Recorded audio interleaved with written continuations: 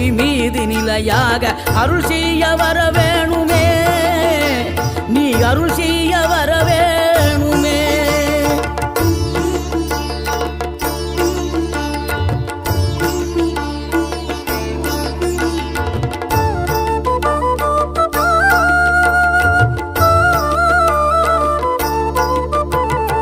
இகழ்தலையும் புகழ்தலையும் ஒரு முகமாய் கருதும்படி செவி உரைத்த முத்து குமரன், நீ வறுமையையும் வளமையையும் சமநிலையாய் உணரும்படி மதி கொடுத்த செல்வ குமரன்.